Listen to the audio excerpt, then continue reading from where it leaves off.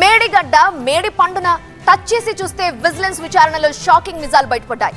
పేరు గొప్ప డ్యామ్ దిబ్బ అన్నట్టుగా డ్యామ్ నిర్మాణంలో ఇంచిన లోపాలేనని వేలెత్తి చూపించింది విజిలెన్స్ నివేదిక. నిర్మాణంలో అలసత్వం, నిర్వహణలో నిర్లక్ష్యం, బిల్లుల చెల్లింపులో మాత్రం ప్రాజెక్టును మించిన అత్యుత్సాహం. లోపాలు బయటపడ్డాయి. మరి మేడిగడ్డ కుంగిపోవటం వెనుక పాపాలెవరివి? ప్రధాన కాంట్రాక్ట్ పాత్ర ఎంత? అవినీతి అక్రమాల్లో ఉన్నతాధికారుల ప్రోత్సాహం ఎంత? తిలా పాపం తలా పిడికెడు.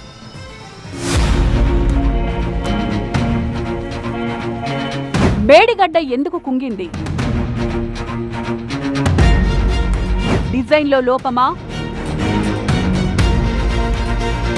ప్రాజెక్టు నిర్మాణం క్రమ పద్ధతిలో జరగలేదా?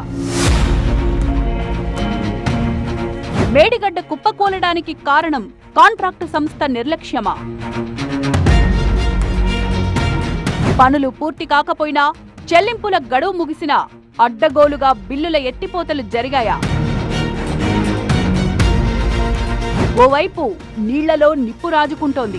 వారికోస్ వెయిన్స్ వ్యాధికి కేవలం 30 నిమిషాల్లో చికిత్స. కాల్ చేయండి 9989527715.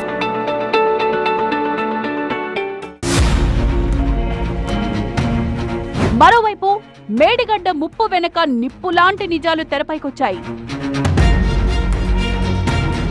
టీవీ9 చేతిలో Medigadda vigilance and enforcement report. Medigadda కుంగిపోవడం వెనుక షాకింగ్ నిజాలను వెలుగులోకి తెచ్చింది విజిలెన్స్. ప్రభుత్వానికి 14 పేజీల నివేదికను అందించింది. విజిలెన్స్ రిపోర్ట్ ప్రకారం మేడిగడ్డ ప్రాజెక్టు నిర్మాణం క్రమ పద్ధతిలో జరగలేదు. ఉన్నతాధికారుల ప్రమేయం లేకుండానే మేడిగడ్డకు అనుమతులు. ప్రధాన కాంట్రాక్టు సంస్థ ఇండియన్ స్టాండర్డ్ కోడ్ను పట్టించుకోలేదు. డ్యామ్ టేకప్ చేశాక మాన్సూన్ నిర్వహణ చేపట్టలేదు. బ్యారేజీ ఆపరేషన్స్ కి ముందు షీట్ ఫైల్స్ తొలగించలేదు. Upstream, downstream over weight levels తగ్గించలేదు.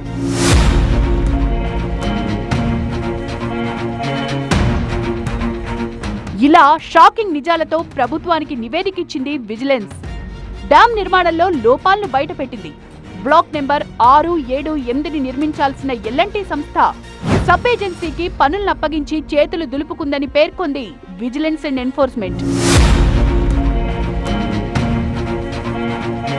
డ్యామ్ సేఫ్టీ విషయంలో అడుగడుగునా నిర్లక్ష్యమే అని పేర్కొంది విజిలెన్స్. ఆపరేషన్స్ స్టార్ట్ చేసే ముందు ప్రాజెక్ట్ అథారిటీ సీసీ బ్లాక్లను కనీసం తనిఖీ కూడా చేయలేదని గుర్తించింది విజిలెన్స్ ఆర్సీసీ.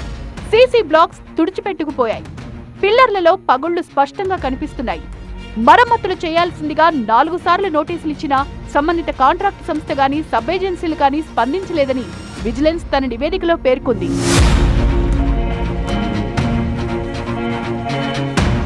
నిర్మాణంలో అలసత్వం, నిర్వహణలో నిర్లక్ష్యం, బిల్లుల చెల్లింపుల్లో అవకతవకలను నివేదికలో స్పష్టంగా పొందుపరిచింది విజిలెన్స్.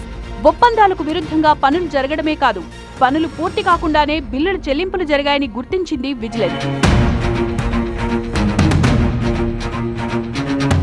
చెల్లింపుల గడువు ముగిసినా పనులు పూర్తి చేయలేకపోయినా బ్యాంకు గ్యారంటీలను రిలీజ్ చేయాలని ఈఎన్సీ ఆదేశాలిచ్చారని, ఇక ఎల్ఎన్టీ కాకుండా సబ్ ఏజెన్సీతో నిర్మాణ పనులు చేయించారని విజిలెన్స్ తన రిపోర్టులో స్పష్టం చేసింది.